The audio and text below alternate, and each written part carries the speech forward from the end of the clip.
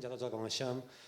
M'agradaria introduir-lo fent una petita reflexió en dues notícies de la setmana passada que han sortit de premsa. Una d'elles relacionada amb que ja hi ha dates per als openings de les discoteques i el parador que finalment obre i de les 60 habitacions que té, 20 són dedicades per a treballadors.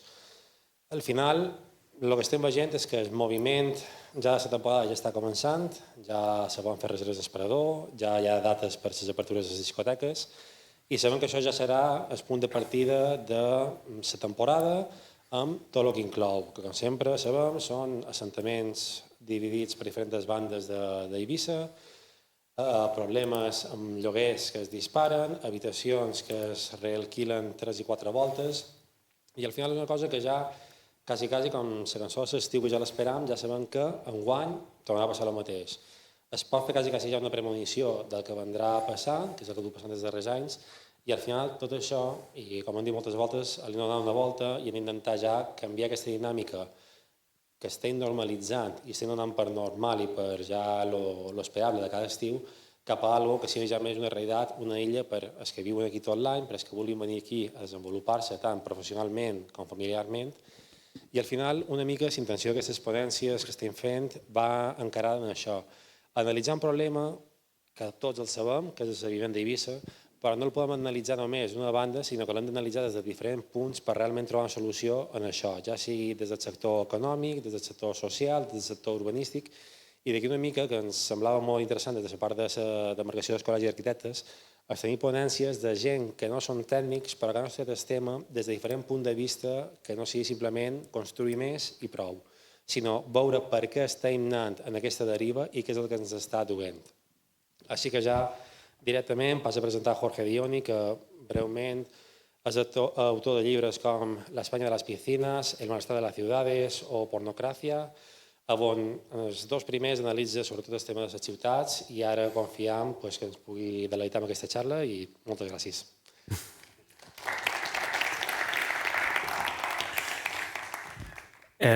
Bona tarda, moltíssimes gràcies per la presentació, moltíssimes gràcies al Quai per la seva invitació, moltíssimes gràcies a José María i a Laura per tots els seus tràmits per fer-ho tot fàcil. Ara faré la xerrada en castellà, però quan siguin les preguntes podem fer-ho en català sense cap problema, perquè encara no se m'ha oblidat, vaig veure. El infierno de vivir en Ibiza. Trabajadores en caravanas, habitaciones a 1.000 euros. Una crisis de vivienda que tiene consecuencias sociales, los funcionarios huyen, los hospitales transforman alas. También hay otras consecuencias sociales invisibles, estas son las visibles. Las invisibles es que los chavales no se van de casa o vuelven, las parejas no se pueden separar porque no tienen dónde ir, la gente vuelve a vivir en casas, hay casas en las que vive mucha gente y se pierde intimidad y se dan otras circunstancias, o, por ejemplo, afecta a la cultura, es decir, la cultura necesita gente joven quiere decir gente joven de 20 años, 25 años, que pueda vivir junta y pueda establecer esas redes culturales. Cuando eso no es posible, esas redes culturales donde pueda tener un espacio para desarrollar la cultura. Cuando eso no es posible, porque están en casa de sus padres, de sus abuelos, comparten la habitación con otra gente. Es decir, eso, hay unos efectos visibles y hay unos efectos invisibles que siempre se dan a largo plazo. Otro efecto es la natalidad. Si no hay estabilidad, es uno de los factores que provocan que no haya bajas tasas de natalidad. Claro, aquí lo vemos desde un punto de vista, es decir, habitaciones a 1.000 euros. Eso es una putada para la persona que va a buscar una habitación. Pero pensemos en la persona que tenía esa casa, que hace 10 años cobraba 800 euros por esa casa de 3 habitaciones y ahora cobra 3.000. A esa persona le ha tocado la lotería. Y lo que esto produce es una división social brutal entre propietarios y no propietarios. Y lo que hace es ligar el destino de una sociedad a la propiedad. Y cuando el destino de una sociedad se liga a la propiedad, no se liga a la innovación, no se liga a la formación. Y esto, sobre eso hablaron mucho los liberales en el siglo XVIII. Vale. ¿El puntero es esto? Aquí está España. Está en la media tabla, ¿eh? O sea, muchas veces una de las cosas que pasan en España es que pensamos que las cosas solo pasan aquí. Esto, no sé, cuando la pandemia era bastante espectacular, pensar que había cosas que solo pasaban aquí. No. Este problema es bastante global. Este problema es bastante global. Tiene características locales, pero es un problema global. Y es un problema derivado del exceso de capital. ¿De dónde va el exceso de capital? ¿De dónde va la inversión? Y ya digo, España está aquí. Está en mitad de la tabla. Y España está aquí después de una subida bastante espectacular, como después veremos, porque hace no mucho estaba aquí. Es decir, lamento el pesimismo, pero la ola igual no ha llegado del todo. La estamos viendo un poco. Es decir, no somos los pobres húngaros, portugueses, lituanos, búlgaros. ¿Por qué? ¿Qué pasa en todos estos sitios? Europa del Este. Europa del Este.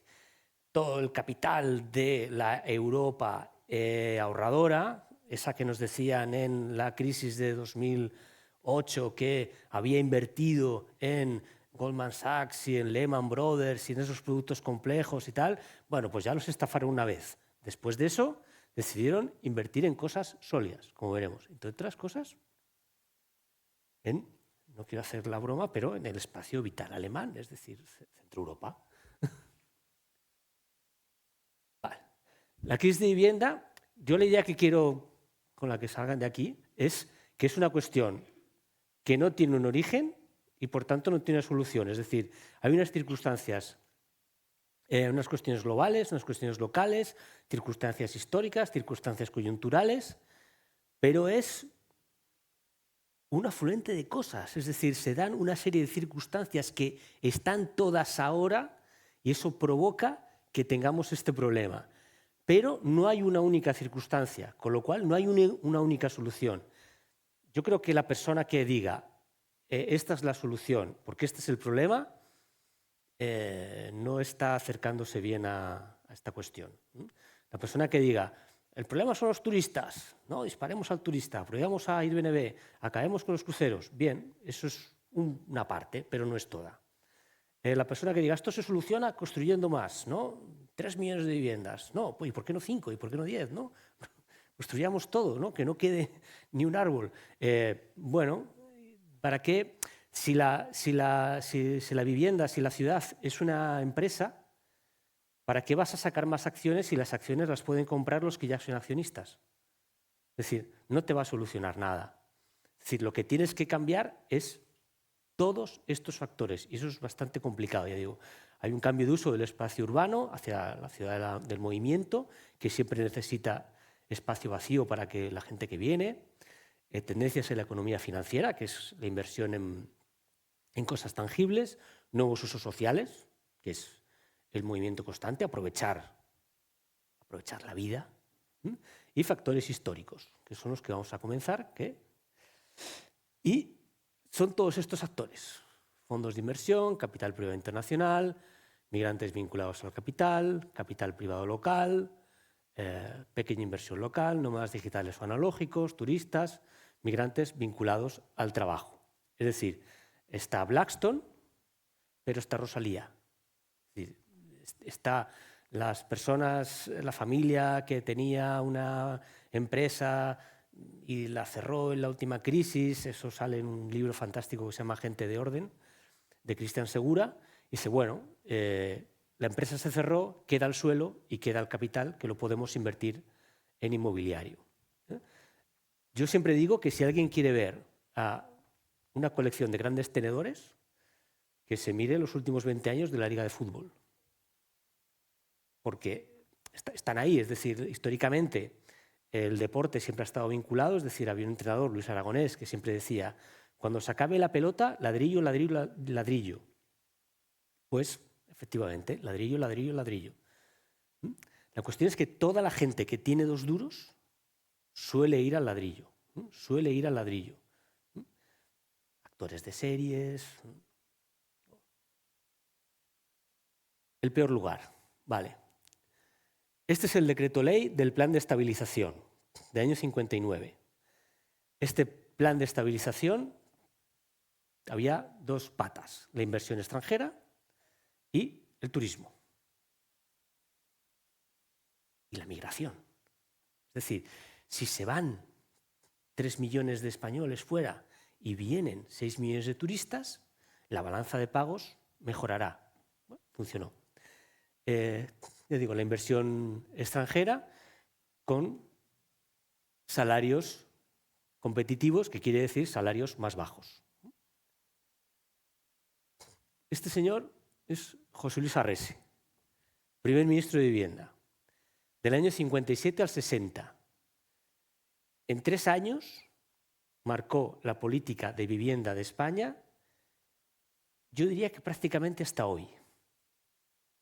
Hasta hoy, esto es un poco provocación, aquí me vais a matar, pero creo que no hemos salido del modelo Arrese, que no hemos salido del modelo que planteó José Luis Arrese. En el año 57 pronuncia sus dos grandes frases. Queremos un país de propietarios y no de proletarios, y primero la vivienda, luego el urbanismo. Primero vamos a construir y después ya vendrán las calles, ya vendrá el saneamiento, ya vendrán las paradas de autobús, ya vendrán las dotaciones, Pero primero construir, porque es una mentalidad destinada al sector de la construcción, destinada al promotor. No está destinada al usuario final, está destinada al promotor, a satisfacer al promotor y al propietario del suelo. En el año 59 se hace el plan de estabilización y este señor promueve grandes planes de vivienda en toda España, de la obra sindical del hogar. Había un componente ideológico importante. Y en el año 60 se lanza la ley de propiedad horizontal, que lo que hace es separar la propiedad, desvincular la propiedad del edificio de la propiedad del suelo. Es decir, lo que sale en la película El Pisito, yo os invito a ver, está muy bien y es bastante actual, es que el propietario del suelo era el propietario del edificio, de lo que había construido encima. Entonces, lo que hace esta ley es desligarlo. Entonces, tú puedes ser propietario del cuarto izquierda. No tienes que... En la película El Pisito, José Luis López Vázquez le dice a su jefe, ande, otra solución que podríamos tener es que usted me subiera el sueldo. Y el jefe le dice, ¿qué tendrá que ver el sueldo con eso de la vivienda? O sea, una película brutal. España, hay una fuerte migración y los planes de vivienda vienen a solucionar este problema de infravivienda. Estos planes de vivienda. Estos pum, pum, pum, pum, pum, pum, pum, pum, pum, pum, pum, pum. Esto es en los años 60. Pues 60, 70 años después, es parecido, pero aquí hay una piscina. O sea, hay zonas comunes y una piscina. Es decir, pero si uno va a los Berrocales, a Valdecarros, a todo esto, no es muy diferente. Salvo que son más grandes, las avenidas pues son para el coche, pero no es muy diferente que hacer casas al kilo. Los fundamentos son estos. El acceso a la propiedad inmobiliaria actúa como un factor de estabilización social y permite la depreciación del trabajo para ganar competitividad. Lo que se plantea es que venga esa inversión extranjera, porque aquí les podemos pagar menos, porque vamos a facilitar el acceso a la vivienda en propiedad. En estos planes de vivienda el Estado se hacía cargo de un 50-60%, es decir, tiene mucho dinero público que acaba en manos privadas. Porque ya digo, funciona como un pago en especias. Yo te voy a pagar menos. Vas a cobrar menos que un obrero en Bélgica, pero al final vas a tener una casa, si te portas bien. El sector inmobiliario es el principal sistema de ahorro y transmisión de riqueza. España es un país de propietarios. España tiene unos niveles de propiedad que van bajando porque el modelo es acumulativo, es decir, el juego de la ciudad es el Monopoly y al final es acumulativo, pero siempre ha tenido unos niveles de propiedad muy altos, como esos países del este que veíamos. Es decir, cuando cae el muro, algo que se hace para, digamos, estabilizar esas sociedades es facilitar el acceso a la vivienda a la gente que vivía en ellas. Su casa era del Sindicato de Metalúrgicos de Hungría, bueno, se la vendemos. La vendemos. Y entonces siempre España estaba entre los primeros lugares de propiedad, y después de la caída del muro empezaron a aparecer Rumanía, Hungría, Bulgaria, que lo que han hecho es vender. Y por eso tenemos también ahí ese boom inmobiliario. En España no hay política de vivienda, sino política inmobiliaria. Sus objetivos son la defensa del mercado y la propiedad. No es el acceso a la vivienda. El acceso a la vivienda es secundario. Con lo cual, si hay una crisis, como en el 2011, la prioridad no es construir una cartera de vivienda pública, por ejemplo, con todas las viviendas que tenían las cajas de ahorro. Se podía haber hecho. El Estado rescata las cajas de ahorro, el Estado se queda con sus carteras de vivienda, el Estado tiene un número significativo de vivienda pública. No, lo que se hace es vender, facilitar la venta a fondos de inversión, a veces con descuentos muy altos, del 80-90%. Es decir, se lo venden muy barato porque el objetivo es que se reactiva el mercado. La respuesta a las crisis siempre pasa por la reactivación del mercado y la defensa de la propiedad. El acceso es un factor menos relevante. Y ahora vamos a hablar de turismo. Ya digo, otra pata de ese plan de estabilización es el turismo, que llegue mucha gente a España, que mucha de esa gente de Centro Europa, que empieza a tener ahorros, que empieza a tener una buena vida en los años 50, 60, vamos a traérnosla aquí. Y aquí tenemos esto, a ver si lo puedo, que es increíble.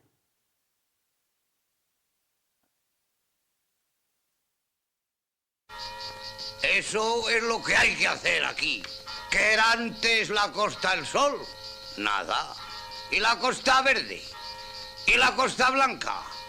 ¿Y la Costa Azul? ¡Recién! ¿Qué era la Costa Azul? Vamos a ver. Un sembrado. Vivían peor que nosotros, ya veis. Pero aquí tenemos el castillo más viejo de Aragón y el manantial de los Tres Caños. Que todo el que bebe agua de esa tarda un mes en curarse. Y la iglesia parroquial, una joya románica del medioevo, donde se confesó una vez Carlos III. Y el puente romano, construido por el emperador Adriano en el siglo I, antes de Jesucristo. ¿Y de qué nos ha servido? ¿Quién viene ahora? Nadie. Todos pasan de largo. Estamos olvidados. Y lo que es peor, atrasados. Lo que hay que hacer es cambiarlo todo. Ponerse al día y hacer aquí la costa de Valdemorillo. Eso. Y con chicas. Todo esto.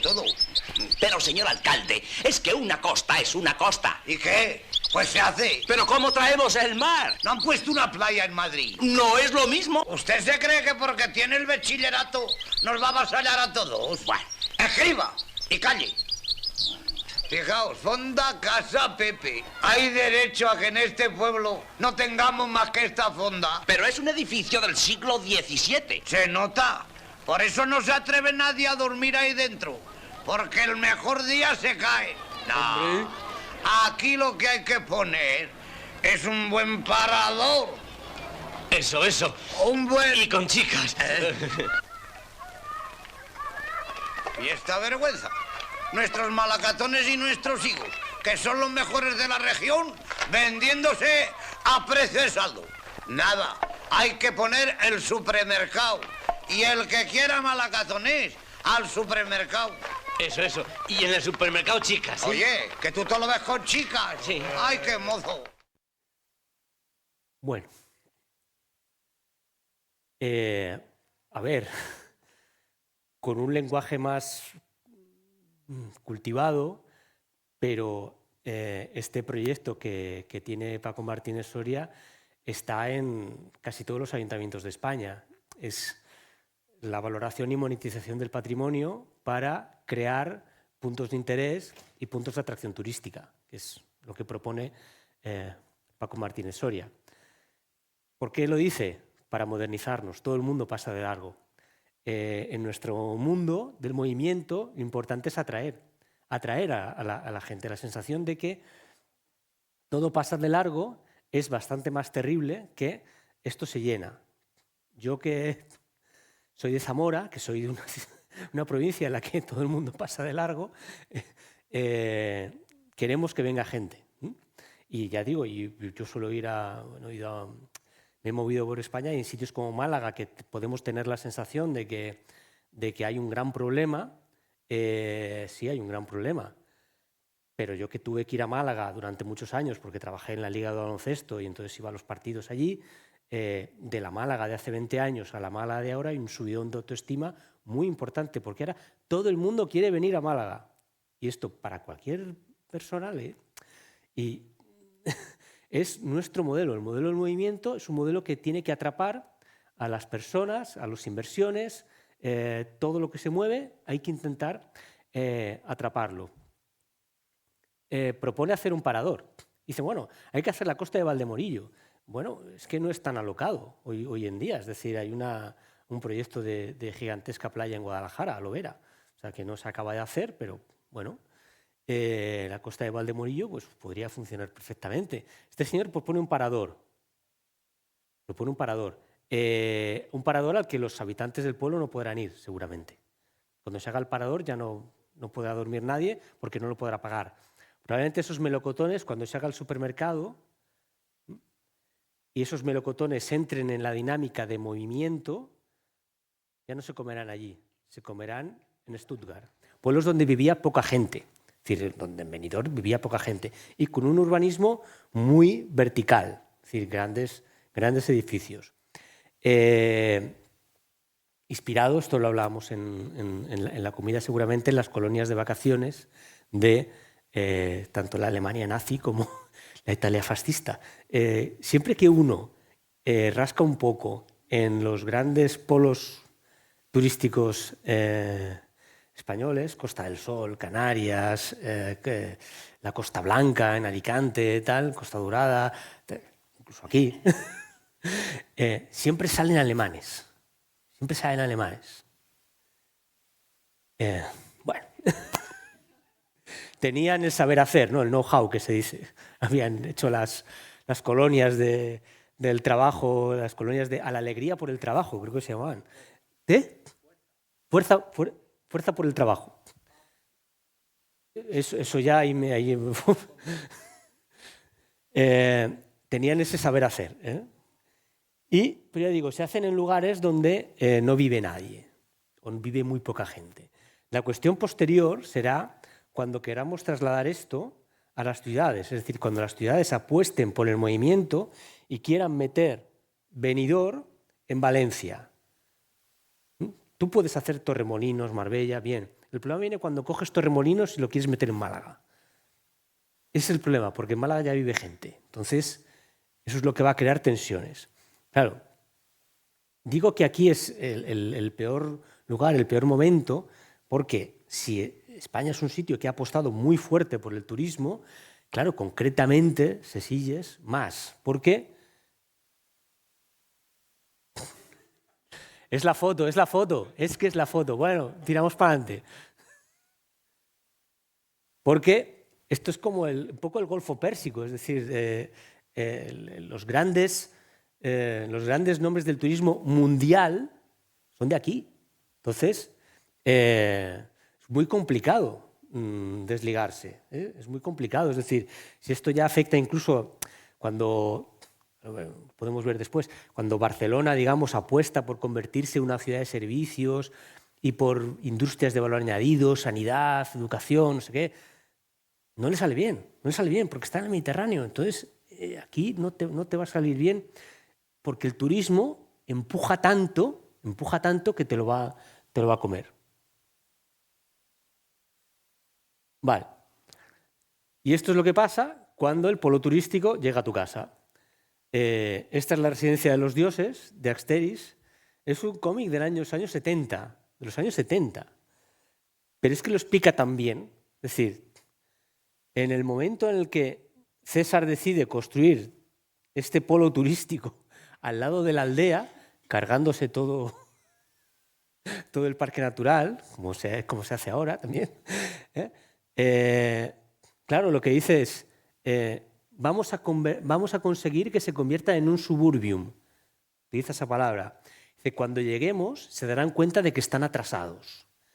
Y sucede tal cual. Es decir, cuando llegan los romanos, nuestros señores, lo que les interesan son los pescados, porque son mucho más baratos que en Lutecia, y las armas, las antigüedades. Entonces, todas las tiendas del pueblo se acaban convirtiendo en pescaderías y armerías, tiendas de antigüedades, que es lo que quieren los romanos.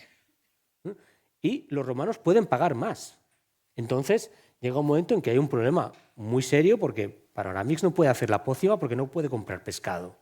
Entonces, la ciudad, ya nos lo decía Agostini y Uderzo en los años 70, se adapta al que viene, al visitante de mayor nivel adquisitivo. O sea, se romaniza. Y aquí tenemos unos romanos y unos galos, de aquí. Es tal cual. Bien. Y estos romanos que vienen, lo que hacen es... ¡oh! Esta es una sorpresa. Es crear una idea. Es decir, yo me dedico a dar clases de escritura. Una cosa que tratamos de explicar es que todas las palabras tienen una connotación. Y siempre insistimos, no lo expliques, muéstralo. Es decir, trata de mostrar las cosas. Es decir, si quieres hablar de un obstáculo, pues puedes hablar de una pared, de un muro, de una zanja. No tienes que hablar directamente de que entre ellos dos había una distancia, ¿no? Insiste en cosas relacionadas en el campo semántico. Cada ciudad, cada sitio tiene su campo semántico. Y iba a ir un poco para atrás. Y el problema o la virtud, claro, de estas dos islas es que están relacionadas con el campo semántico de la alegría, de la fiesta, de pasarlo bien. Yo cuando toda esta semana he dicho que me iba el viernes a Ibiza, me han dicho, joder, qué guay, ¿cómo te lo vas a pasar? ¿Por qué me lo voy a...? Si yo digo, me voy a Ciudad Real, no está esa idea de que me lo voy a pasar bien. Oye, que igual me lo paso mejor. Pero hay lugares que tienen esa connotación de que tú te lo vas a pasar bien allí. Y probablemente el nombre Ibiza sea de los lugares que tengan esa connotación más fuerte en toda Europa. En toda Europa. De hecho, bueno, ahí está. 6 chicas suecas en el paraíso, que es el paraíso Ibiza. Ibiza. O sea, esto es una broma porque busqué películas sobre... Y dije, hostia, ¿esto qué es? O sea, esto es una película del Destape. Y todo esto lo que hace es crear, ya digo, la idea de que este es un buen lugar para pasarlo bien. O sea, si yo quiero pasarlo bien, voy de aquí. Y en un mundo donde la idea es pasarlo bien, este va a ser un lugar muy atractivo. Muy atractivo. Ahí. No, ya pasamos, ya las dejamos. Suecas. Esto también fue una palabra que en su momento es lo que decía el personaje de Mariano Ozores, y las chicas. Y vendrán chicas, y chicas, y chicas. O sea, había esa... el capitalismo siempre te gana por la alegría. Siempre, siempre. Siempre te gana porque es más divertido. El modelo de residencia de los dioses lo que tiene es bajos salarios, intensidad laboral, precariedad vital, explotación del territorio, cambios culturales y sociedades duales. Es decir, lo que hemos visto en el cómic de Asterix, es que está explicado ya. Y el turismo, es decir, disparar contra el turista es lo fácil. Es decir, porque el turista siempre está a nuestra altura. De todos esos actores que hemos visto al principio, el capital, los fondos de inversión, el capital internacional, grandes fortunas internacionales, el capital, el pequeño capital local, lo que está a nuestra altura es el turista y el migrante. Son los que están más o menos a nuestra altura. El jeque no está a nuestra altura. Blackstone no está a nuestra altura. Rosalía no está a nuestra altura. Es decir, pero lo que vemos horizontalmente es eso, y es al quien vamos a fijarnos.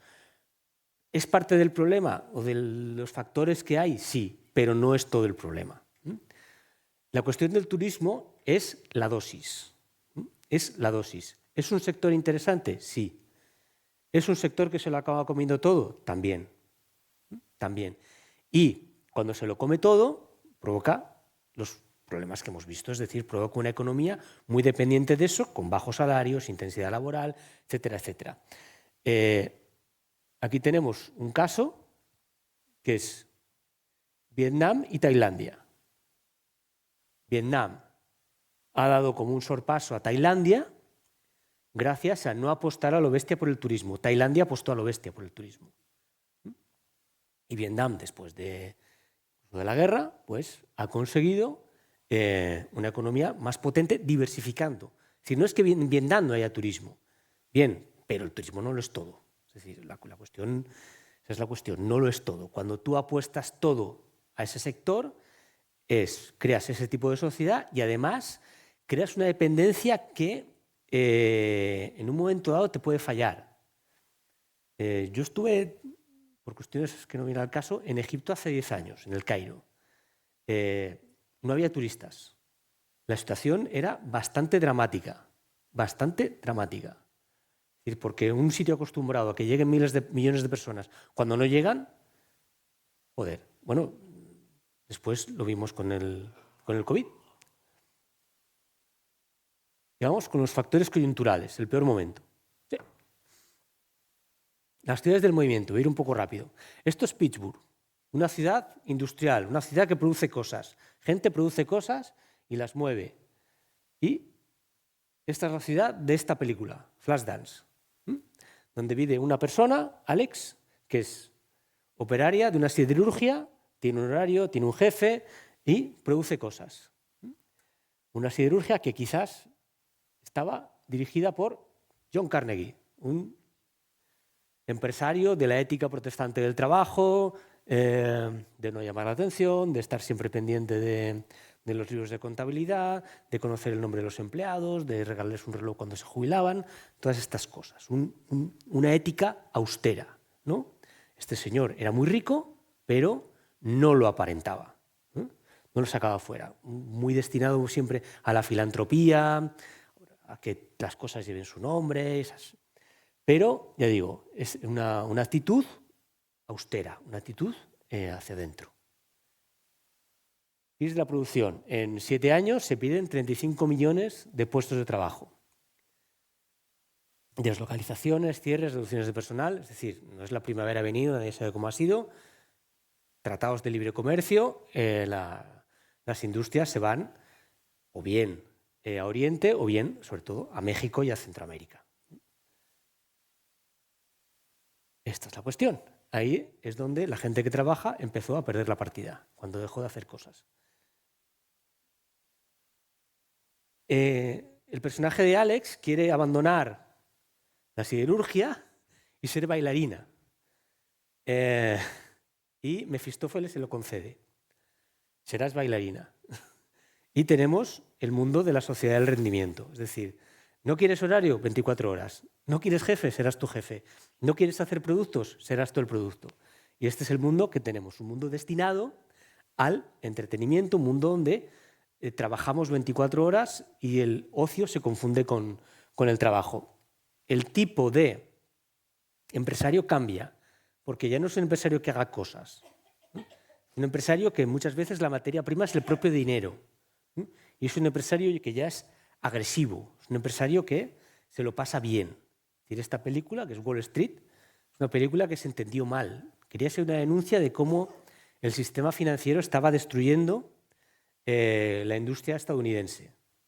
Con este señor, Michael Douglas, Gordon Gekko, y Charlie Sheen, que hacía de un empleado de una aerolínea, que hacía aviones, que era el padre de Martin Sheen, que trabaja con él. No se entendió. ¿Por qué? Porque este señor se lo pasa bien. Entonces, queremos ser como este señor que se lo está pasando bien. No queremos ser como el otro señor que está currando y que lleva una chaqueta de pana. Es decir, quiere ser como este señor. Se aplica un modelo viejo, o sea, un modelo que ya se conocía. Venecia es la primera ciudad que apuesta por el turismo. Cuando se queda sin la ruta de la seda, sin el Mediterráneo, porque llega el Imperio Otomano y porque, digamos, el polo pasa al Atlántico, Venecia apuesta por el turismo. Apuesta por el turismo con un modelo como el de hoy. Igual, ocio, teatros de ópera. El primer teatro de ópera en el que se cobra una entrada es en Venecia. Casinos. El primer casino, la Redoute, es en Venecia. Souvenirs, cuadros. Había estudios de arte donde la gente se pintaba cuadros. Y drogas y prostitución. En un momento dado llegó a haber, creo que 15.000 personas que trabajaban en prostitución en Venecia. Hombres, sobre todo mujeres, pero también hombres. Se sabe porque pagaban impuestos especiales por ello. Es decir, es el modelo Las Vegas. Es el modelo Las Vegas. El modelo Las Vegas, el modelo Ciudad del Movimiento, ya está planteado en Venecia hace 3-4 siglos. Y ya se sabe cómo acaba. Ya se sabe cómo acaba. Esto, perdón, anterior. Este es Pittsburgh ahora. Si os acordáis la otra foto, esta es Pittsburgh ahora, zona financiera. Pittsburgh tiene, aparte de zona financiera y tal, y aparte de una industria financiera, de salud y de educación muy importante, son los 3 grandes sectores, tiene cosas como el mejor museo de Andy Warhol, un museo de arte moderno importantísimo, una zona cultural también muy potente, es decir, es una ciudad del movimiento. Uno no lo piensa, pero lo es. Estos son los sectores. Voy a ir rápido. Salud, financiero, educación. Todavía queda algo de acero, pero es básicamente, le digo, financiero, salud, educación. La universidad, los hospitales. Esto es Baltimore, otra ciudad industrial. Esta es la bahía de Chesapeake. ¿Sí? Y esto es Baltimore hoy, que se parece bastante a Venecia. Baltimore es una ciudad bastante turística. Bastante turística. Recibía 25 millones de visitantes al año, como Venecia.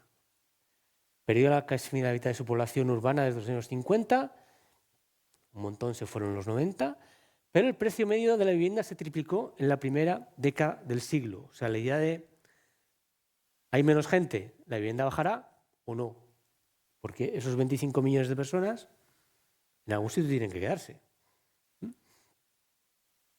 ¿Sí?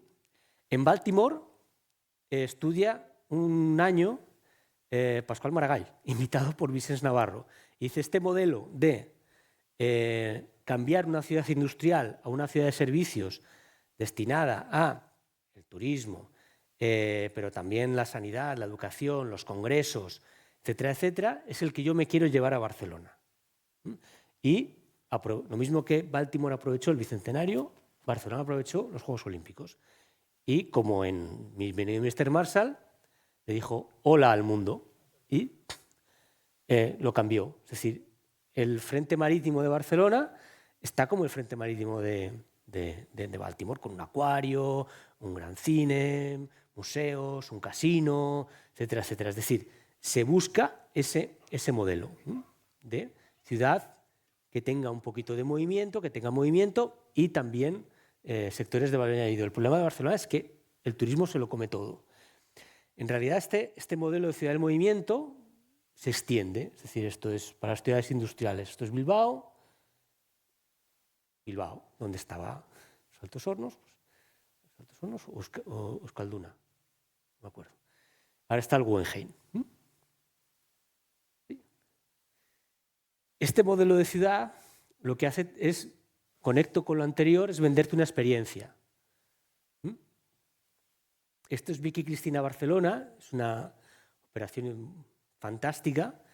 Es Barcelona quien contrata a Woody Allen para hacer una película sobre Barcelona. Y de hecho la película es una postal de Barcelona. Es decir, salen edificios emblemáticos y sale una cosa mucho más interesante, que es, venga usted aquí y va a vivir una experiencia maravillosa. Es decir, como en el Grand Tour del siglo XVIII, usted que vive en un país más serio y tal, véngase aquí al Mediterráneo a, por ejemplo, vivir en un trío, es decir, a tener experiencias distintas, a inspirarse, a tener contacto con el arte, a tomar vino al mediodía y todas estas cosas. Esta es la experiencia, que es aquí, Amnesia, Y esta película es de hace un par de... Sí, la siguiente, esta es la discoteca, y esta es la película de hace un par de años. Que Barbero Redes ya hizo una película sobre Ibiza en los años 70. Es decir, esto está en la mente, es decir, si voy ahí me lo voy a pasar bien. Esto es Ámsterdam. Es un sitio al que suelo ir, me tengo a un festival de música. Ámsterdam lleva años tratando de desligarse de esta idea, de esta es una ciudad para pasarlo bien. Esta es la ciudad del barrio rojo, la ciudad de los coffee shops. O sea que Ámsterdam lleva años tratando de que no vengan más ingleses de despedidas de soltero y que no venga más gente a cocerse los fines de semana. Con poco éxito, porque es que en la cabeza, cuando todos los meses de marzo digo, me voy al festival a Ámsterdam, también me llega la sonrisa, también llega, te lo vas a pasar bien, no sé qué, irás a no sé dónde, irás a... Tiene más cosas. O sea, el ayuntamiento intenta decir, aquí hay muchos museos, que está muy bien, hay una vida cultural increíble, hay muchos creadores, que es verdad, es una ciudad potentísima, la publicidad, es el centro de la publicidad europea. Pero en la cabeza está esto. Y es una ciudad que lo que ha hecho es, digamos, cercar el turismo. Es decir, el turismo está metido en la zona de los canales, en el centro, y el resto, pues, es más habitable para la gente. Y esto también invita a pensar otra cuestión. En Ámsterdam, el idioma en el que se habla es el inglés.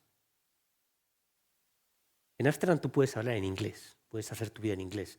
Yo en el festival al que voy, todos los años hasta el año pasado, siempre las ruedas de prensa eran en inglés, toda la documentación era en inglés, todo era en inglés. Ibas a cualquier restaurante, inglés, entrabas en cualquier tienda en inglés. El año pasado nos dieron la documentación en neerlandés. Si te la quieres descargar en inglés, pues el QR. Hablé con una amiga que tengo allí y me dijo, hay una idea de intentar que el neerlandés gane terreno porque no se habla. Una idea de intentar que vuelva a dar más asignaturas en la universidad, que esté más presente en los trabajos, pedirlo más en los trabajos, en la documentación de las instituciones públicas o semipúblicas. Porque claro, cuando tú conviertes tu ciudad en una ciudad de movimiento, cuando tú pones la ciudad en el mercado, te la pueden comprar. Ya no es tuya. Es de los romanos. De los romanos, ya no es tuya. Entonces, es bastante shock ir a la capital de tu país y que no hable tu idioma, que es algo que más o menos está pasando en Barcelona. ¿Y qué os voy a contar? También aquí hay una sustitución y hay sitios donde no se habla. Yo no conozco, no he estado aquí mucho tiempo, pero otros casos porque además cuando hablamos de integración, los ingleses no se integran, los neerlandeses no se integran. Es decir, yo llevo años, mi tía tiene una casa en un pueblo de Alicante de los que tiene un 60% de europeos y no se integran, tienen sus bares, tienen su sistema sanitario, es decir, hay clínicas para neerlandeses, para alemanes, para ingleses, tienen sus discotecas, tienen sus fiestas y si tú te presentas en un bar inglés, te miran un poco raro. Te miran un poco raro, ¿eh? Este señor, ¿qué hace aquí? O sea, y ya el peor momento. El peor lugar, el momento. El mundo. Un sitio enorme. Enorme. En este sitio tan enorme hay un lugar muy pequeñito, que es este, que es la Unión Europea. Es un sitio en el que hay una moneda estable, unas leyes estables, unos gobiernos estables, seguridad ciudadana. En esta parte de la Unión Europea, además, hay buen tiempo, se come muy bien y la gente es muy maja.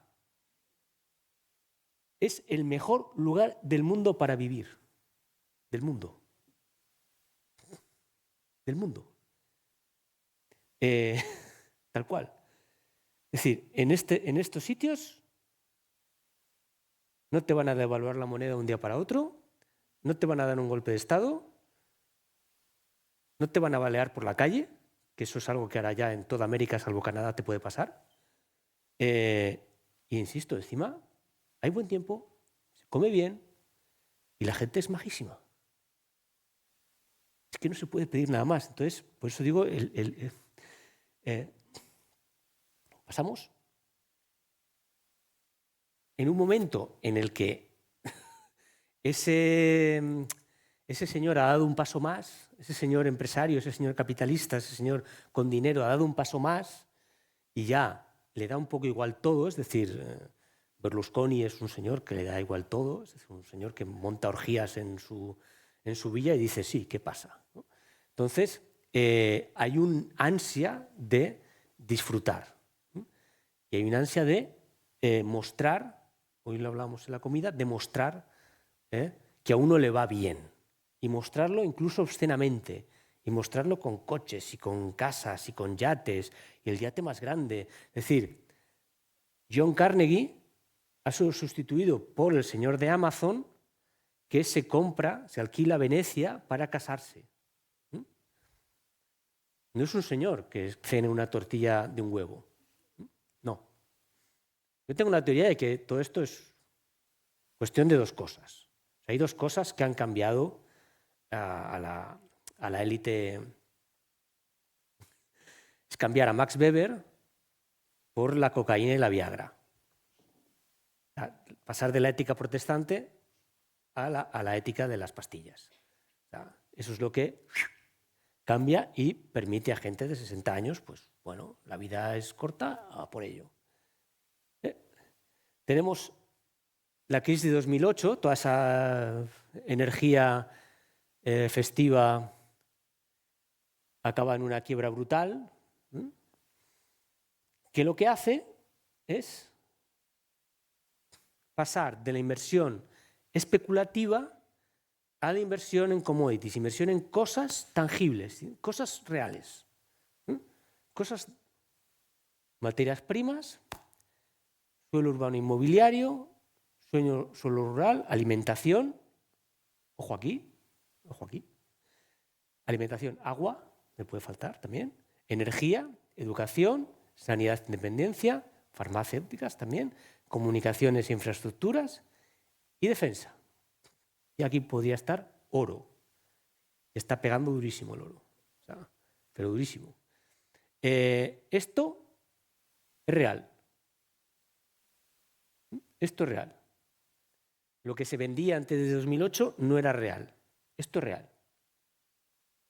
Y entonces, hay excedentes de capital que se van a estos sectores.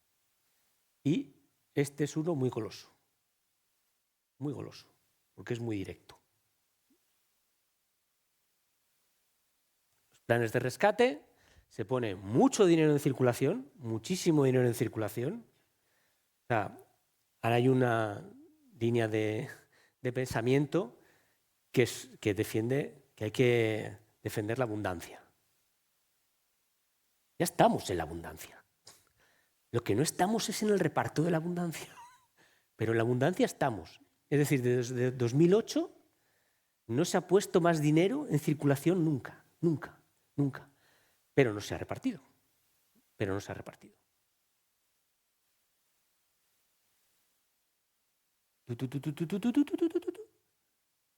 Pone mucho dinero y el mercado se calienta. La liquidez del BCE amenaza con inundar las casas. Aquí estamos en el año 2021, ya hace 4 años, y ya sabíamos que había mucha pasta en el mercado y que iba destinada al sector inmobiliario. Puede parecer un poco heavy, es decir, pero nos están comprando nuestras ciudades y nuestras casas con nuestro dinero.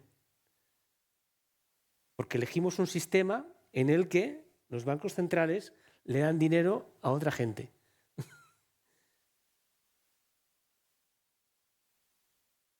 Fundamentos del modelo ARES, ¿eh? La crisis siempre pasa por la reacción del mercado, Lo que pasó en España fue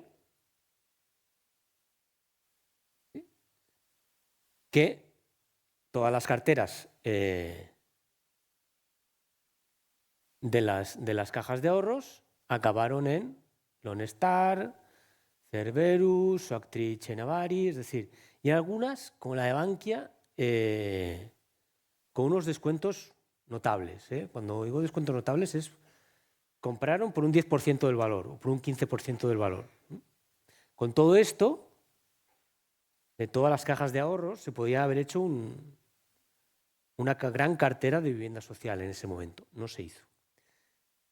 Yo creo que el golpe de la desaparición de las cajas de ahorro todavía no nos hemos enterado, porque las cajas de ahorro le dotaban a cada sitio de un centro de decisión financiero y un polo cultural importante, porque la caja de ahorros siempre estaba detrás de bibliotecas, teatros, cursillos, etcétera, etcétera, etcétera.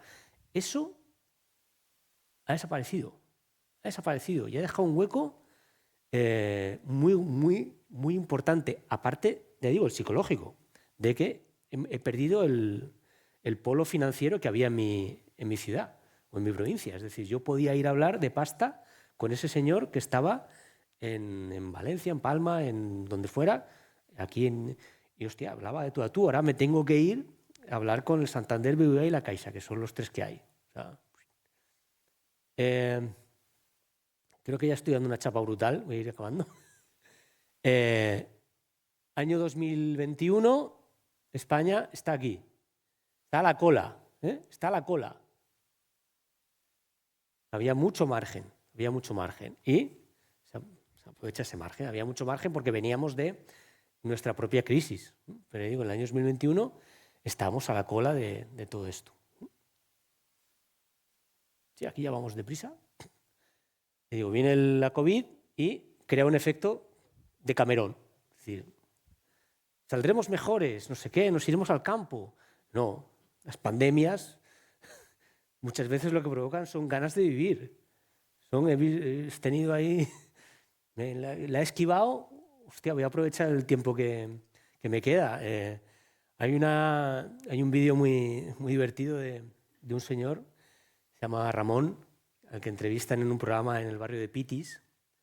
Es un señor que acaba de salir de la cárcel y dice, ¿y usted ahora qué va a hacer, que ha salido de la cárcel? Pues ahora echar un polvo y drogarme todo lo que pueda. Eso pensó la gente que tras la COVID no saldremos mejores, sino saldremos más divertidos, nos lo pasaremos mejor. Y este efecto de Camerón afecta a los usos sociales, es decir, hay un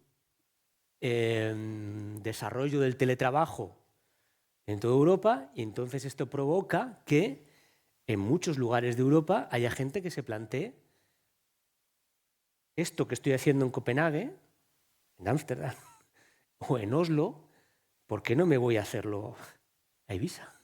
¿Por qué no me voy a hacerlo a Las Palmas? ¿Por qué en lugar de que se me haga de noche y esté lloviendo todo el día y haga menos 10 grados, no me salude ningún vecino y tal, me voy a un sitio, ya digo, donde la gente es simpática, donde hay buen tiempo, donde se come bien, donde soy un romano, con lo cual mi dinero vale el doble? O sea, a mí me pagan 6.000, 8.000, 10.000 de sueldo. Me voy ahí y provoca esta llegada de nómadas digitales o analógicos, gente que se ha prejubilado, se ha jubilado y dice, pues mira, yo no me quedo aquí, me voy. Un fenómeno que se da con más extensión. Vamos, bueno, las viviendas en Europa se tensiona con subidas de doble dígito. España ya empieza ahí, ya ha salido de la última posición, ya está la cuarta por la cola. Se vende como inversión a grandes fortunas internacionales. Esto es otra cuestión. La vivienda no es solo para vivir, es un depósito de valor, es una inversión, es algo interesante. Yo tengo un exceso de capital, ¿dónde lo deposito? ¿En el banco? ¿En acciones? ¿En tal? No. Esto es lo mejor. no cualquier inversión, es decir, no me voy, eso que se hacía en el boom de una urbanización en medio de Ciudad Real. No, eso no va a volver a pasar. Pero este sitio es interesante. Este sitio es interesante. El ladrillo español, destino dorado del inversor mexicano. Bueno, ante la inflación inmobiliaria se ve como un refugio. Es decir, sí. Destina el 40%. Brecha entre propietarios y no propietarios. Quien se queda fuera y quien está dentro. Voluntario que quiera limpiar y cocinar, una noche por 120 euros, de los colchones inflables, tienen cápsulas como las de Tokio, es decir, volvemos a el pisito, volvemos a a infravivienda, volvemos a algo que, en fin, el parque de caravanas. El parque de caravanas en Estados Unidos no es una cosa tan rara. No es una cosa tan rara. Y poco a poco se va extendiendo. Y bueno, no sé, yo lo comenté hace años y me llamaron pesimista, como siempre, pero veo que, aparte de aquí o en lugares turísticos, otro lugar turístico que también hay parques de caravanas son las estaciones de esquí. Las estaciones de esquí proliferan los asentamientos de caravanas temporales. Propuestas, y ya acabo. La principal es desincentivar la rentabilidad de la vivienda. Claro, si algo sube un 15% al año, algo pega esos petardazos que hemos visto ahí, es un sitio muy interesante para invertir. Y es un sitio muy directo para invertir, comprar una casa. Tengo un exceso de capital, voy a la inmobiliaria, voy a un gestor, voy a un service y me compra una casa. Rosalía tiene su tal, Rosalía, Guardiola, es decir, un montón de gente que nos cae tan bien tiene casas. Aquí esto es una provocación. Esto es una provocación. El artículo 181 del Código Penal dice que el que trajera al mercado materias primas o productos de primera necesidad con la intención de desabastecer un sector del mismo, de forzar una alteración de precios o de perjudicar gravemente a los consumidores, será castigado con pena de prisión. Aplíquese. Aplíquese. Es decir, hay una cuestión que es, estoy aquí entre arquitectos, urbanistas, es decir, los planes generales de ordenación urbana tienen un plazo de desarrollo. Es decir, tú no puedes esperar 20 años con tu solar a que te vaya bien edificar. O sea, hay un plazo. Entonces, que se aplique. Y propuestas. Más allá de las que se hacen, modificar las normas de contabilidad para que no sea un depósito de valor, obligación de desarrollar en plazo legal y de sacar al mercado, limitar la tenencia como inversión. Esto también tiene que ver muchas veces con blanqueo de capitales. No, como estamos grabando, tampoco lo voy a desarrollar mucho, pero en fin, un poco Madrid es la lavadora de muchos capitales. Prohibición de las personas jurídicas de tenencia, es decir, que solo las personas físicas puedan tener una vivienda, puedan tener un bien inmueble. Desamortización de bienes de manos muertas, cosa que ya se hizo en la historia de España. Ya se hizo. Toda vivienda que no esté en el mercado será desamortizada, será sacada al mercado o limitación de la propiedad privada.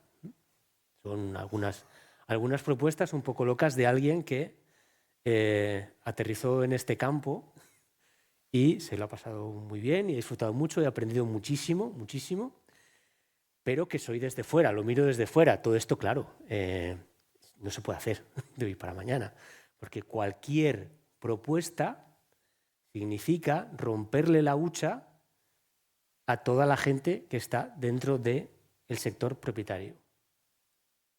Y no solo romper la hucha, romperle el cántaro de la lechera. Porque si tú has comprado por 100 y ahora vale 150, tú no lo puedes vender porque no tienes dónde ir. Pero qué gustito da. Esa sensación de, soy 50.000, he ganado 50.000 euros. Tienes un cántaro de la lechera maravilloso, pues tienes que romper huchas y cántaros de la lechera. Eso, cualquier legislación sobre este tema que quiera afrontarla con valentía, porque hay que afrontarla con valentía, porque si no tendremos un problema. Y si no nos adelantamos, habrá una crisis, como siempre. Claro, hay que tocar las narices a mucha gente y eso es muy complicado. Y yo creo que esta es la última y...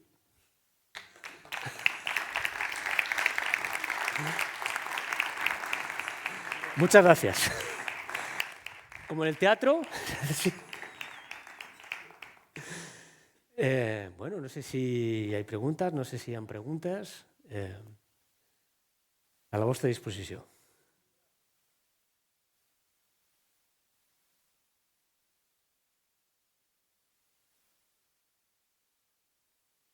Ah, no me he extendido tanto. Una hora solo. ¿Ahí? Bueno, pues yo pregunto yo. Has propuesto una serie de soluciones que son muy radicales. Es que interviene, hace falta, me acuerdo de la otra conferencia que hicimos hace 2 semanas, donde yo decía que era como muy necesario que todo ese mercado se viera intervenido o se regulase por el Estado. Hace falta, finalmente, políticos con un par de huevos para poder hacer. Y eso es difícil que ocurra porque al final está tocando muchos bolsillos de propietarios. Y los propietarios son gente que mueve mucho dinero, porque ya no son gente solamente particulares que alquilan su casa, sino son fondos de inversión que están comprando casi todas las viviendas y están haciendo que encarezca. Entonces eso es complicado. Sí. Voy a la siguiente, aunque sí que creo que es lo único que sea necesario. No sé cómo lo ves. Yo creo que esa sería la primera pregunta. Hace falta decirlo y muy fuerte, hace falta que los políticos, no sé de dónde cuál, no sé de qué, pero hace falta esa intervención del mercado, como se intervino en su día el de la luz, la electricidad para bajar los precios y la única manera fue la intervención. Si no se interviene, ¿dónde nos conduce esto? Ya no solo a subir, ¿dónde nos conduce? O sea, en un sitio como Ibiza, ¿qué movilidad? Va a haber una demografía diferente, va a haber movimientos demográficos que no somos ni capaces a pensar ahora, no sé. Seguramente me puedo poner muy pesimista, ¿no? El otro día había un señor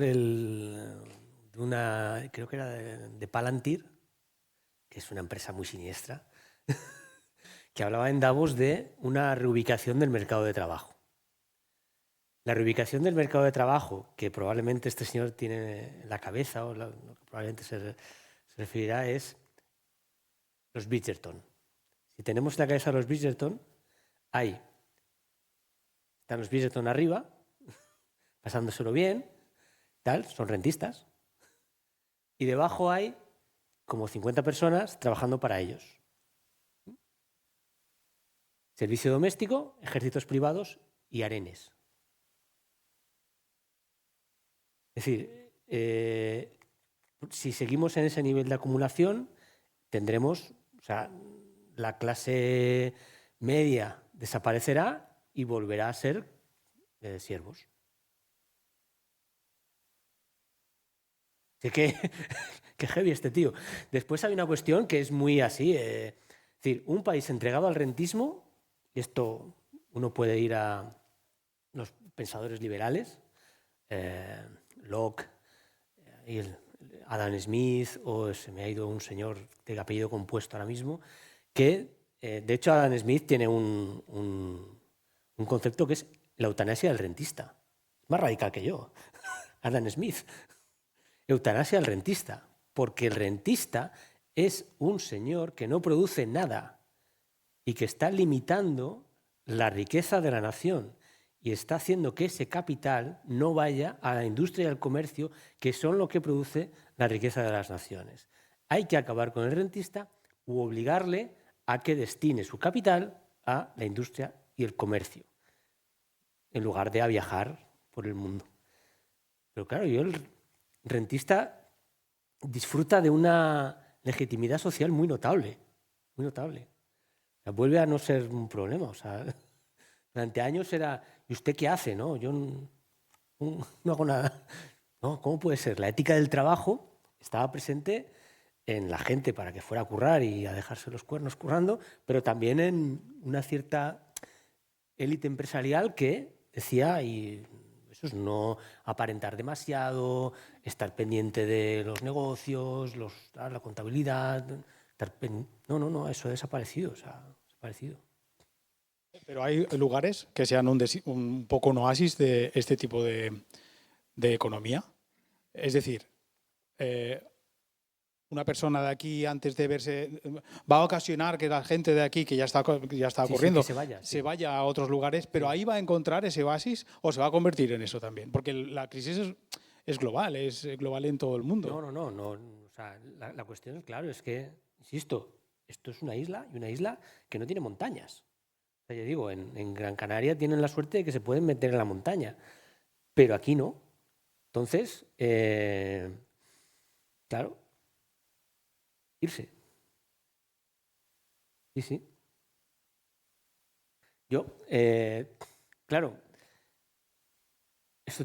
hay una cuestión, es decir, yo invito a pensar que hay esta ciudad del movimiento lo que hace es reconfigurar los espacios y hacer que las ciudades ya no tengan el mismo aspecto que pensábamos. Voy a poner un ejemplo, que igual es un poco lejano, pero yo creo que igual lo tenéis en la cabeza, que es Cádiz, la bahía de Cádiz. Existía una ciudad que se llamaba Cádiz, pues el puerto de Santa María, Puerto Real, San Fernando, Jerez de la Frontera, Chipiona, Rota. Cádiz ahora mismo es una zona de sacrificio turístico. Hay una gran ciudad que es Bahía y la gente se ha ido a Jerez. Jerez ha experimentado un crecimiento muy notable. Hay un tranvía que lo une todo, entonces tú dejas Cádiz porque ya no puedes estar en Cádiz, te vas. Entonces las ciudades se amplían con toda esa área urbana donde vive la gente que ha sido expulsada. Lo que pasa es que de aquí no te pueden expulsar porque no tienes dónde ir. Claro. Entonces se produce, claro, ese cambio, sí, habrá un cambio cultural veneciano, pero no hay terra firme. En Venecia se van a terra firme, pero aquí no hay terra firme. Y son soluciones muy radicales, pero son soluciones, no sé, me permito hacer esas soluciones radicales porque como soy de fuera, no soy político, ni soy urbanista.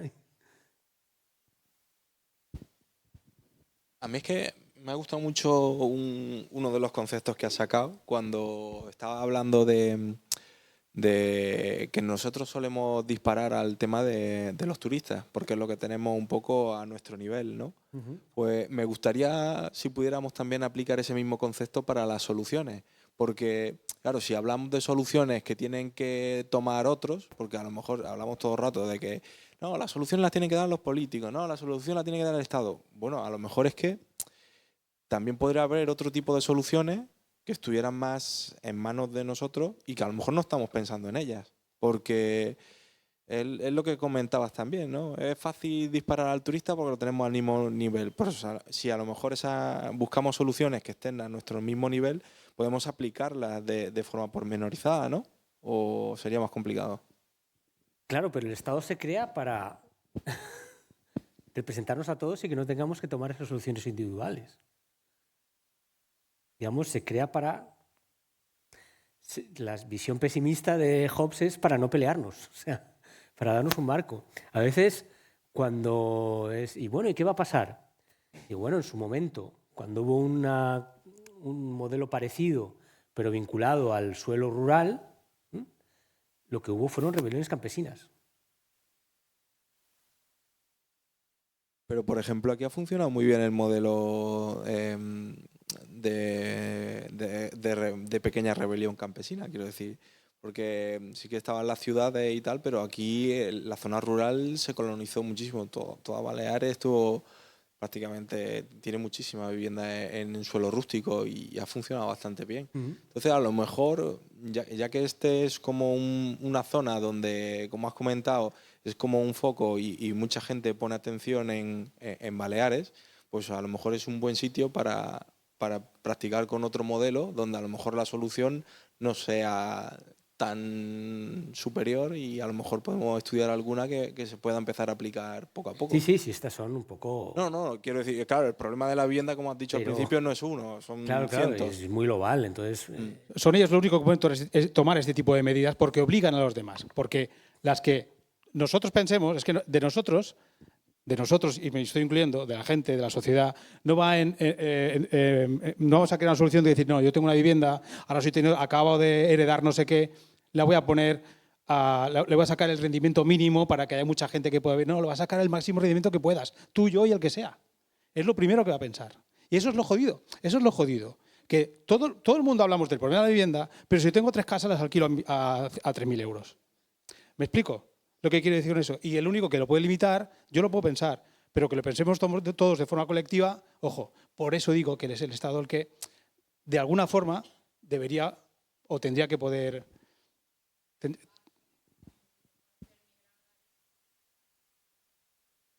No estoy criticando con eso, quiero decir que, pero pienso que es la vía. Pero... Si las administraciones no proporcionan soluciones, hay desconfianza en las administraciones y se buscan otros caminos. Pero aquí planteo una cosa, no es también un tema de un sistema económico que está enfocado a un tipo de productividad baja, donde los sueldos por ende son bajos, que si realmente, como has dicho tú antes, ¿no? Si la ciudad se adapta al perfil de mayor economía, si la propia gente de aquí tuviera un perfil de mayor economía, que ya no dependiera tanto del rico nórdico que baja a las tierras africanas a disfrutar de lo que hay, sino que la economía de aquí, para los propios de aquí, porque no estoy tan ligada quizás solo al sector turismo, sino que estoy ligado a otros sectores más productivos y de mayor beneficio, por lo tanto mayores sueldos, no sería otra solución quizás no tan radical. El plantearse que sería muy bien... Sectores productivos, mejores sueldos. Hablamos de médicos o de...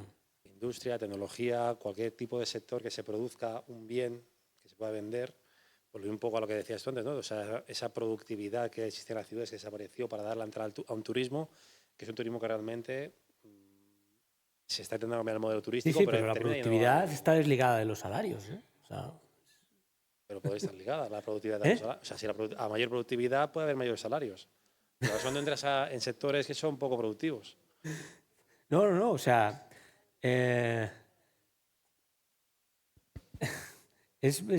yo tengo que leer la prensa económica todos los días y todos los días me encuentro con despidos. O sea, ayer una empresa neerlandesa, que es la mayor productora de chips, que son 3 letras, ahora mismo no me acuerdo, los mejores resultados de su historia, 1.600 a la calle. Porque el año que viene tenemos que ganar todavía más. El tema que has estado hablando de la globalización, yo creo que hay un problema sobre esto, que es que estamos hablando del norte, de Occidente. África no existe y a partir de Río Bravo hasta la Patagonia tampoco existe. O sea, globalización yo creo que se entiende Occidente en todo el modelo que hoy pues, se llama neoliberal o como se llame. Claro que aquí vivimos ese mundo. El turismo, pues tanto es del norte. Los subsaharianos no vienen de turismo. No. Bueno, claro. Lo he comentado. O sea, claro, es que migrantes por trabajo. O sea, claro, migrantes vinculados al trabajo. La globalización es, yo creo que un concepto que muchas veces se entiende mal, mi opinión. Bueno, no he entendido muy bien la pregunta. Globalización es un modelo colonial. Es un modelo colonial. Es decir, hay un momento en que mantener la colonia física no es posible y se mantiene la colonia económica. Sigue siendo una continuidad del modelo colonial. Lo del Río Bravo, México tiene una crisis también bastante brutal, ¿eh? Bastante brutal, de gente que se ha bajado también a pasarlo bien en México.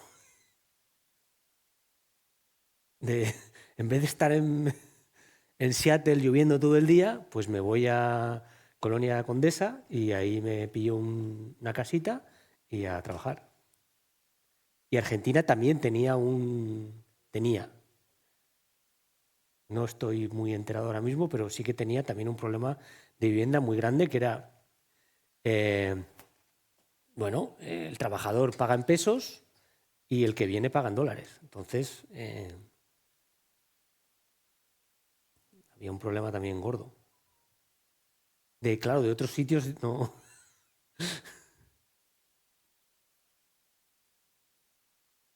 Sí. Yo, no es a modo de pregunta, sino un poco un comentario. El lema este que promocionaba Arres en su momento, el de no vamos a ser un país de propietarios, no de proletarios, lo hemos leído en la prensa de esta comunidad autónoma hace 10 o 15 días y se está vendiendo el mismo lema.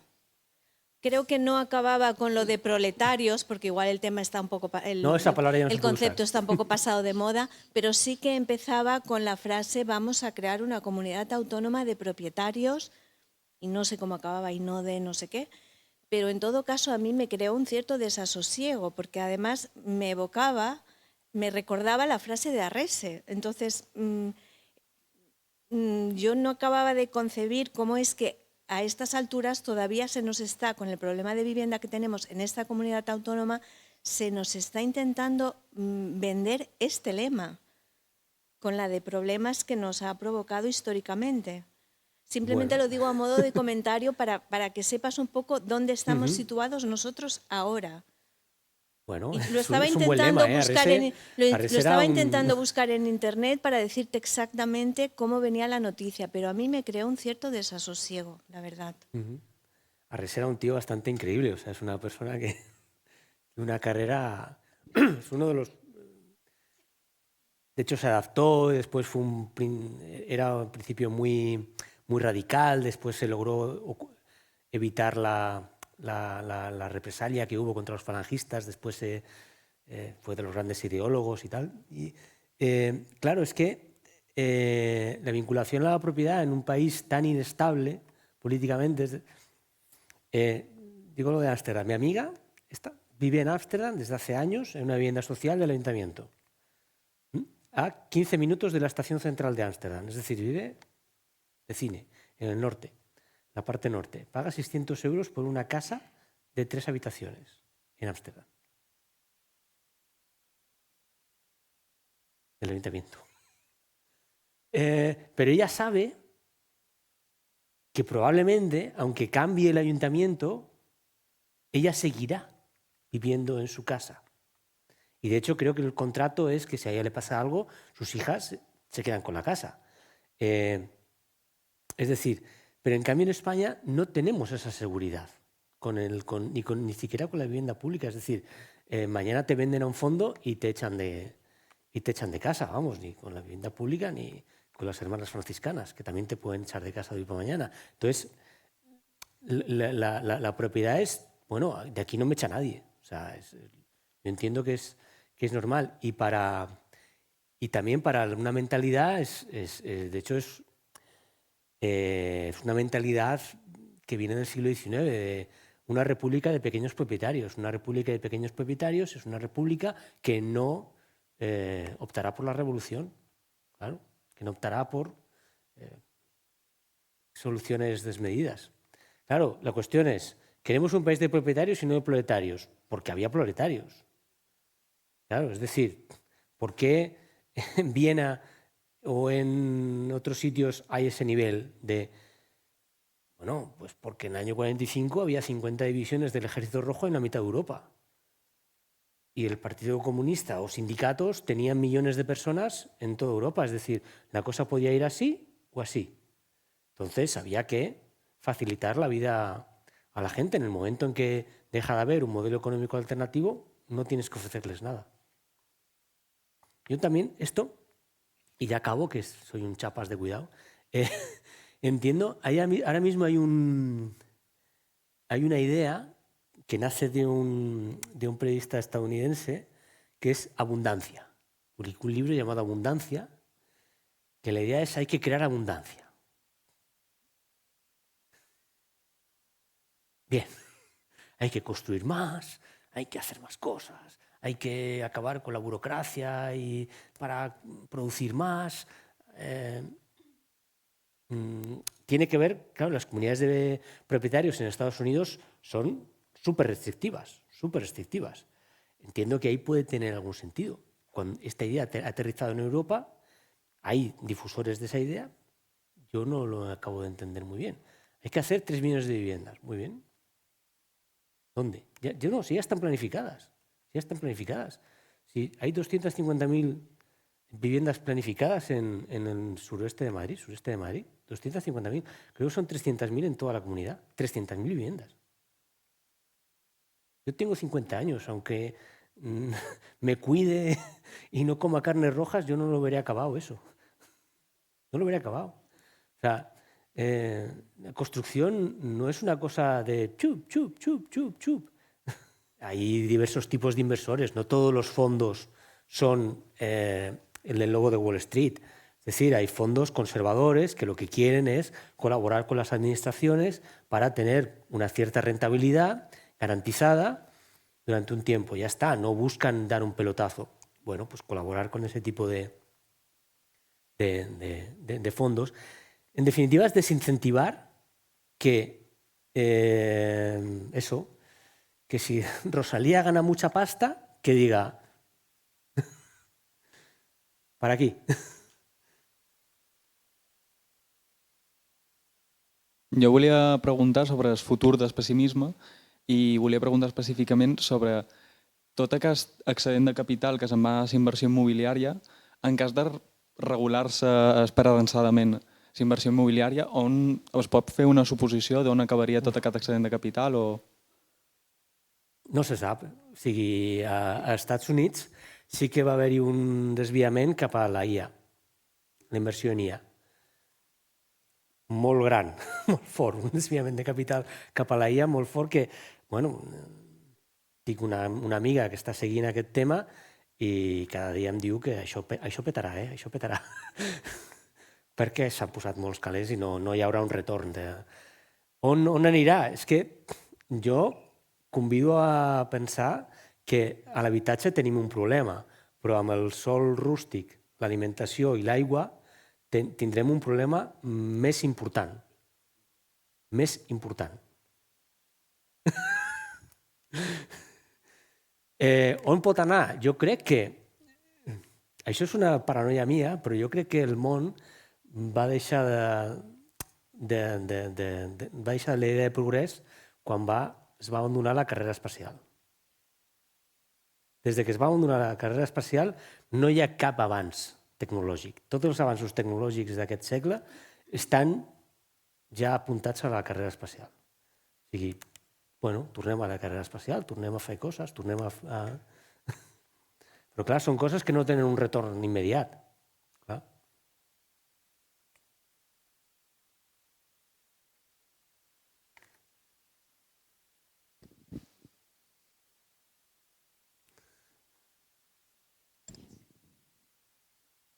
Gracias, Jorge, por tratar un tema así con bastante humor.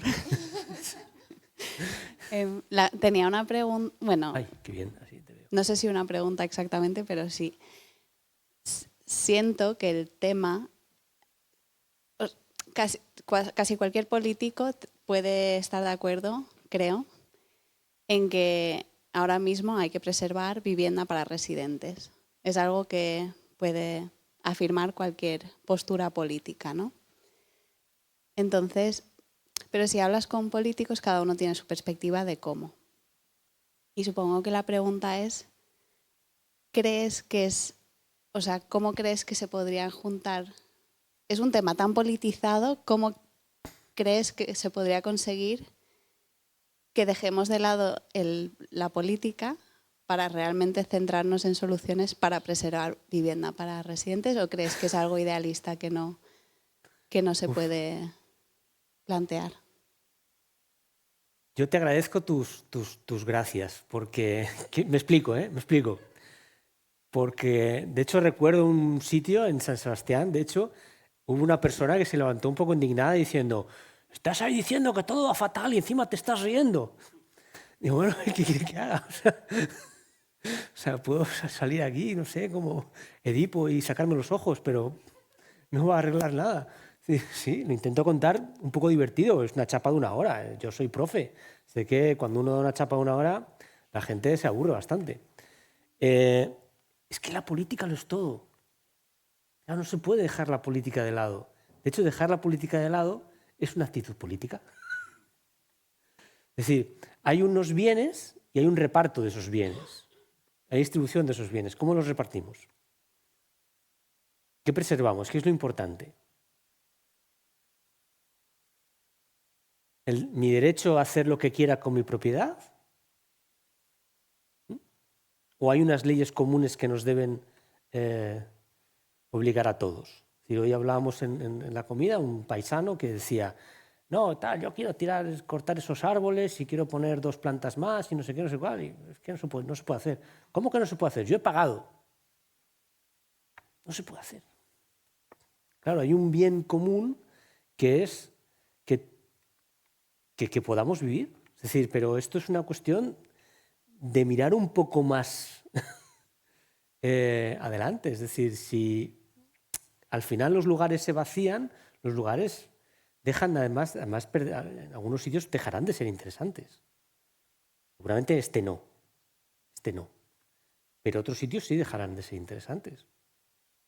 Sí, porque el turismo al final, o este modelo vende un espacio que no ha creado. Esa ciudad la crearon otros, digamos. Entonces tú te estás aprovechando de otra... Y claro, dejar de lado la política para buscar soluciones es que las soluciones son políticas. Lo siento, no puedo decir otra cosa. Tú te puedes afrontar de diferentes maneras. Es decir, si tu ciudad deja de ser esto que decía de Países Bajos, es decir, hay diferentes maneras de afrontarlo. Es decir, oye, mira, es que mi ciudad ya se ha globalizado, ya no habla mi idioma. Es decir, esto hay muchas maneras de afrontarlo. Muchas maneras de afrontarlo. Depende de qué manera lo afrontes, tendrás unos resultados u otros.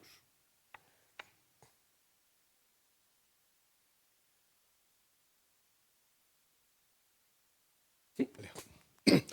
Bueno, gracias. Has ganado un lector, lo primero. Bueno, muchas gracias. Es la mejor noticia para un escritor. Lógicamente. Mira, yo soy de los un poquito críticos, pero no hacia ti, en general, hacia todos. Estamos hablando de la gente se va, esto se vacía. Yo las cifras que veo es que cada año somos más en esta isla. En los años de la crisis pasó el efecto contrario al esperado y se ganó sobre una población de 110.000 habitantes, 4.000 habitantes al año. Ahora, en los últimos años estamos ganando 2.500. Habrá gente que se vaya, viene el doble. Entonces, y es una reflexión que me gustaría un poco que nos llegase a todos en el poder decir, esto está pasando en muchas partes, probablemente en Benavente no. No, meramente no. Está ya hace 15 días. Pero probablemente en Benavente no, probablemente en Orense, donde soy yo, tampoco. Pero sí está pasando. Pero aquí tiene unas características muy particulares, que es el territorio limitado que tenemos. Y también una característica muy particular, y es que si estamos creciendo población, podemos pensar que la solución es fagocitar más el terreno rústico. Y nosotros tenemos que pensar si es esa la solución. Y como se dijo en la conferencia hace 15 días, que creo que fue lo mejor de la conferencia, y como creo que estás diciendo hoy, lo que nosotros hoy pensamos y decidamos será lo que nos marque la población de dentro de 15, 20, 30 años. Exactamente igual que hoy, en el año 2026, estamos sufriendo, para bien o para mal, los planes que se hicieron, por ejemplo, el 16 de marzo de 2005 para los que conozcan esta isla. Es la fecha que se aprobó una cosa. No sé si estarás un poco de acuerdo, pero quería decir que habría que todas las soluciones, de pasarlas de la teoría a la práctica, van a llevar mucho trabajo y van a igual no sale exactamente como las hemos planteado. Se me olvidan 2 cosas. Una, claro, a ver, hay una cuestión que es, hay un cambio de población. Es decir, cuando hay este tipo de modelo, viene el nómada digital y, como decía un artículo de una amiga mía, viene el que le hace la cama al nómada digital, el instructor del gimnasio del nómada digital, el cocinero del nómada digital, el que le lleva la hamburguesa al nómada digital, etcétera, etcétera, etcétera. Probablemente los locales, porque esta persona se refería a Barcelona, los locales, los hijos de los que emigraban a Barcelona desde Murcia o desde Orense en los años 60, no quieren hacer de riders. Entonces ese trabajo viene por otra gente y ese de Barcelona se va a vivir a Manlleu o a Castelldefels. Esto, a mí, decir, las ciudades cambian, las sociedades cambian. Me parece una noticia estupenda. Lo que pasa es que esto puede ser caldo de cultivo para otras cosas. Voy a plantearlo de una forma muy directa. Las elecciones que hubo en el 2021 en Cataluña, entró la ultraderecha y salía. Entra la ultraderecha en zonas censales de renta baja, renta media baja. Entonces salieron algunos y decían, los trabajadores están ya hartos del feminismo, no sé qué, tal, del woke, y ya han plantado cara a los trabajadores de la SEAT. Hay que ser bastante cenutrio para pensar que un trabajador de la SEAT está en renta baja. En fin, no, era Salou. Si tú mirabas, Salou y Lloret. Aparte de otros sitios, pero era muy fuerte en Salou y en Lloret.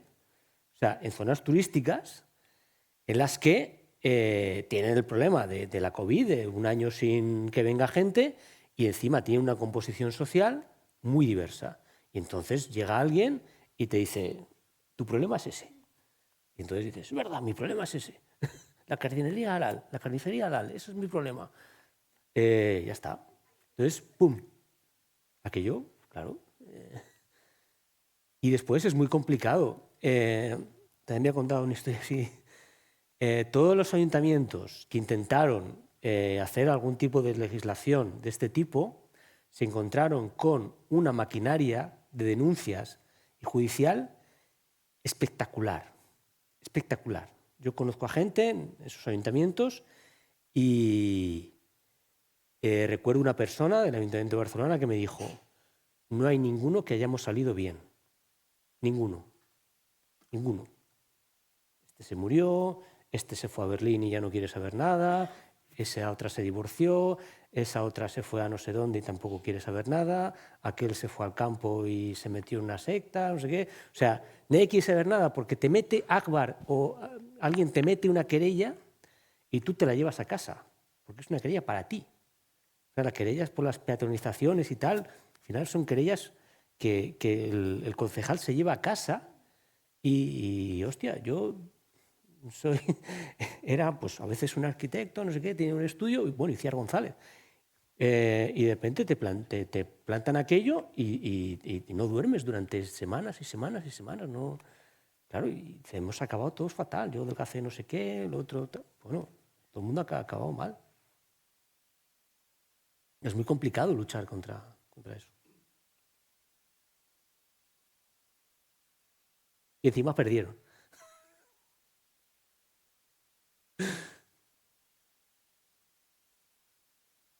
Bueno, no hay solución. Sí, hay solución. De hecho, y ya acabo, yo suelo usar una comparación. En las pelis de terror, la primera parte no se ve al monstruo. A Alien no se le ve, a Jason no se le ve, tal. Hacia mitad de la película empiezas a ver al monstruo. Ya empieza a ser algo visible, un brazo, no sé qué, tal. Y al final de la película ya ves al alien entero. Y tú sabes que cuando lo ves entero, ya lo puedes matar.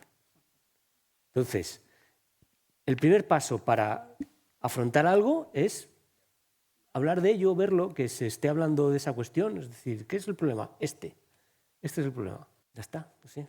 Podemos ir en paz.